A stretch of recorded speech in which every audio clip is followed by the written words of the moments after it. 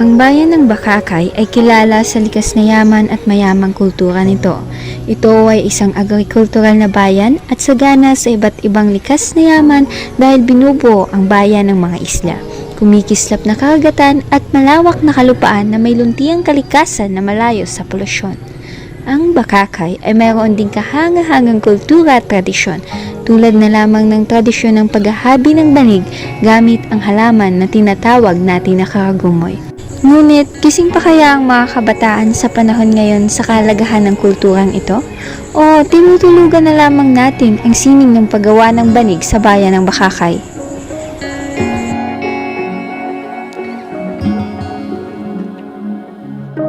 Ang paghahabi ng banig ay isang tradisyonal na sining ng mga Pilipino na nagmula pa noong sinaunang panahon. Bago ang pananahop ng mga Espanyol noong ika-16 na siglo, ang mga katutubong Pilipino ay nakakabuo na ng iba't ibang disenyo sa paghahabi na natatangi sa bawat rehiyon at tribo. Ang paghahabi ng banig ay hindi lamang isang praktikal na sining kundi may malalim ding kultural at panlipunang kahalagahan. Karaniwan itong ginagamit sa mga tradisyonal na ritual at seremonya. At ang mga disenyo at kulay nito ay maaaring magpahayag ng mga kwento at kahulugan. Ang paghahabi ng banig ay isang paraan upang mapanatili at ipagdiwang ang pamana ng kultura ng isang lugar, tulad na lamang sa bayan ng Bakakay. Ang bayan ng Bakakay ay matatagpuan sa silangang dalisdis ng Bulkan Mayon. Ito ay binubuo ng 56 na barangay. Bilang bahagi ng marangya at masaganang kultura ng Bakakay, pinagdiriwang ng bayang ito ang Karagumoy Festival tuwing ika-30 ng Agosto. Ang selebrasyon ay nakatuon sa pangunahing produkto at sa kanilang pagpupugay kay Santa Rosa de Lima.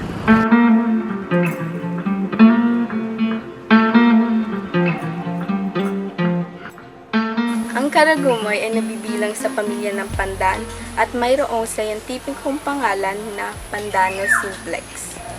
Ito ay isang puno na endemic o matatagpuan lamang sa mga lalawigan ng Albay, Sorsogon, Cebu, Leyte at Quezon. Kahit ang pinong mga dahon ng pandan ay madaling makilala mula sa dahon ng pinya dahil ang mga ito ay laging may mga hanay ng tinik sa kahabaan ng dahon nito.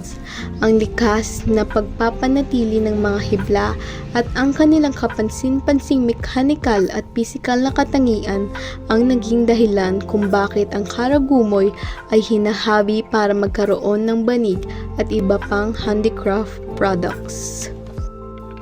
Bukod pa rito, may ilang mga kabataan ang sumasali sa paggawa ng produktong Karagumoy upang makatulong at masuportahan ang kanilang sarili at pamilya.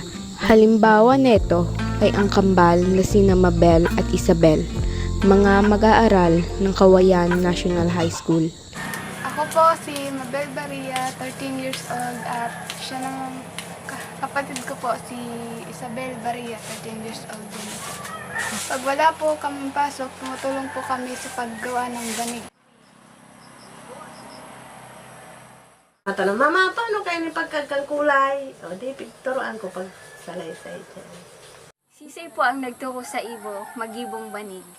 Sa kuya tabing mga magurang, iyo po ang sakong na imatan man na hanap buhay di sa tuyang isla. Bakit po nagtsatsaga ka sa paggawa ng banig? Para tabi may patapusan sa kuyang mga aki. Kumbaga, maintenance man tabi ang banig din sa muyang mga ibo. Kung sakali pong may pagkakataon ka, nais mo po bang ipamana ito sa iyong mga anak ang paggawa ng banig? Kung mapapida nga ni day, natabi ta. Kung maka-eskwila sinda, day naman tabi maano sinda ta magkakaigwamang kitrabaho. Sa mga nagdaang taon, masasabi mo ba, Ashley, na mas dumarami pa ang mga kabataang tumatangkilik sa paggawa ng banig? Sa nakikita ko, kumukunti na ang mga kabataang gumagawa ng banig.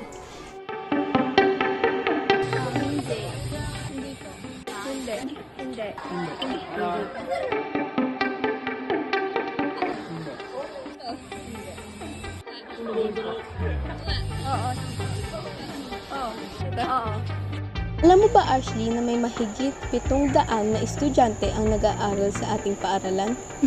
Kaya naman nung nag-survey tayo, napag-alaman natin na 72 na lamang na pamilya ang gumagawa ng banig. At mayroong 50 na estudyante na lamang ang marunong gumawa ng banig. Siguro nga dapat alimin na natin kung ano ang hakbang na ginagawa ng ating gobyerno upang maibalik ang interes ng mga kabataan sa paghahabi ng banig.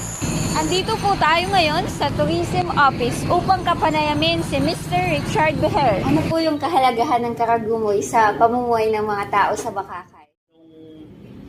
Wala pang mga trabaho, mga tao sa isla, yun ang source na income nila para makapag-aral ang mga anak nila.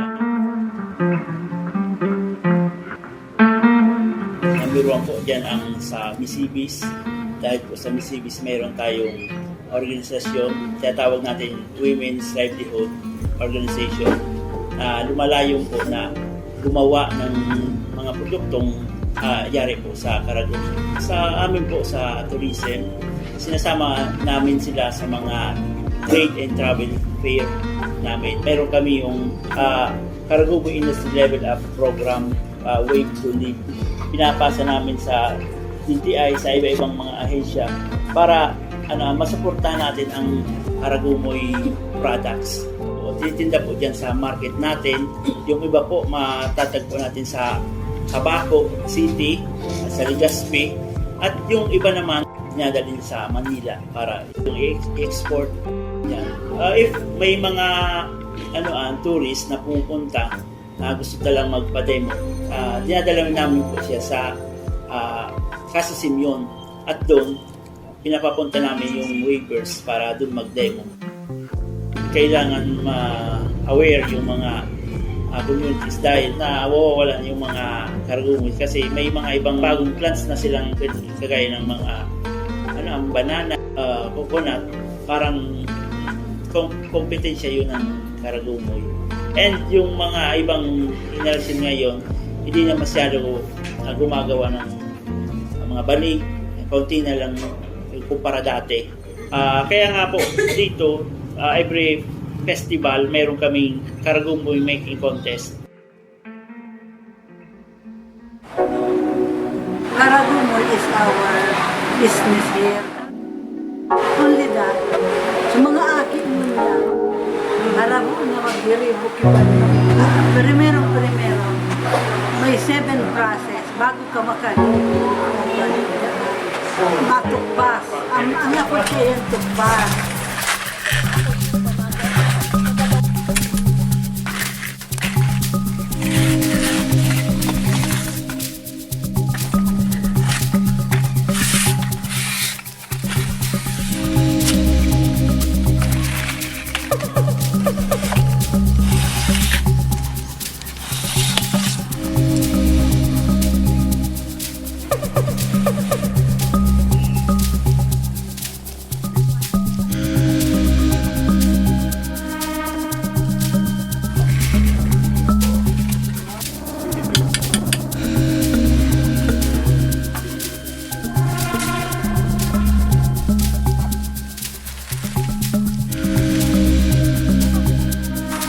Magaling na sa ating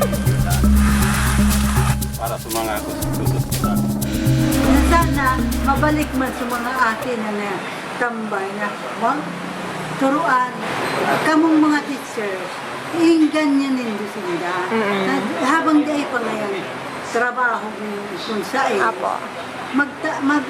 kita ragin. Dito sa Kawayan National High School, sinusuportahan namin ang paggamit ng Karagumoy. Noong Division Mathematics Congress ay pinida namin ang Karagumoy na kung saan pinamagatan namin ang device na Karadiv device. At sa mga susunod na gagawin naming proyekto ay mas lalo naming ipupromote ang Karagumoy.